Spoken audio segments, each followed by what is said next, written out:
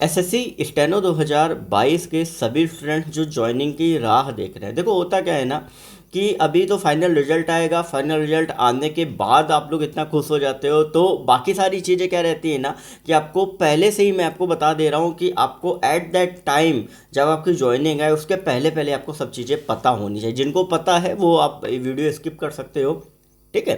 देखो सबसे पहली चीज़ कि at the time of joining आपको ध्यान रखना पड़ता है कि आपको जो अटेस्टेशन फॉर्म, करेक्टर, कहीं कहीं पे मेडिकल फॉर्म दिया जाता है, कहीं कहीं पे वहीं पे कराया जाता है। ये तीनों तो भर के ले जाने और इनकी एक एक सेट जो है वो अपने पास आपको रखना भी रखना है, ठीक। ओरिजिनल बेचना है, जेरोक्स अपने पास रखना है, क्योंकि at the time of joining वो आपका सबमिट होता है सैलरी सेक्शन में, ठीक है। तो सबसे पहली चीज़ कि जो भी स्टूडेंट है उनको अगर बात करें डॉक्यूमेंट्स की, ठीक है। सबसे पहली चीज़ कि अगर आप चाहते हो कि आपकी सैलरी आपके होम टाउन वाले बैंक अकाउंट में क्रेडिट हो, तो उसके लिए क्या करना है कि आपको अपने अकाउंट की चेकबुक, क्योंकि वहाँ पे कैंसिल चेक की कॉपी लगती है, पासबुक, तीसरा होता है मैंडेट फॉर्म। मैंडेट फॉर्म जिनको नहीं पता है उनको मैं इंस्टाग्राम पे आप मेरे को मैसेज करोगे, मैं वहीं पर ही आपको उसका फ़ोटो दे दूंगा। उस मैंडेट फॉर्म को आपको निकाल के चाहे तो अभी से ये प्रोसीजर कर लो।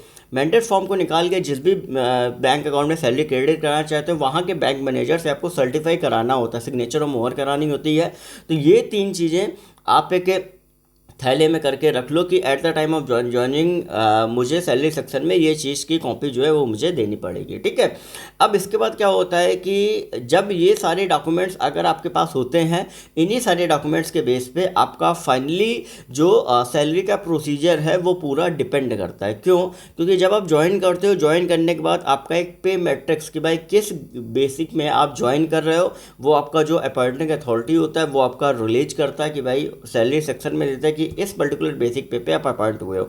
वो जैसे ही आपके सैलरी सेक्शन में जाएगा, सैलरी सेक्शन में जाने के बाद आपका जो सैलरी है वो कहीं की आपका आपको एक रेगुलर एम्प्लॉय ग्रुप में ऐड कर लेते हैं और वहीं पर ही काम पड़ता है ये सारे डॉक्यूमेंट्स का। चेकबुक से वेरीफाई करते हैं, आपका एक बैंक अकाउंट नंबर डालते हैं, आईएफएससी कोड डालते हैं और मैंडेट फॉर्म की कॉपी वहाँ पे सबमिट होती है, ठीक है।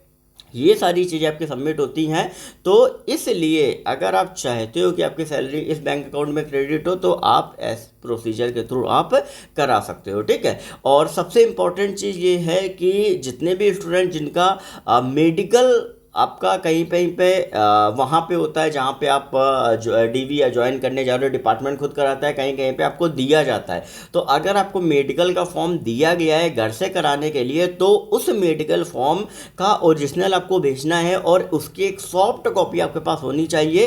क्योंकि एट द टाइम ऑफ आपका ज्वाइनिंग सैलरी सेक्शन में जब आप जाते हो तो वहाँ पर मेडिकल का जो प्रोफार्मा है जो आप घर से करा के अगर आप लाए हो तो वो आपको वहाँ पे सबमिट करना होता है। ये चीज़ दिमाग में रखना, ठीक है। बाकी जो भी इसके अलावा रहेगा वो मैं आपको अपडेट देता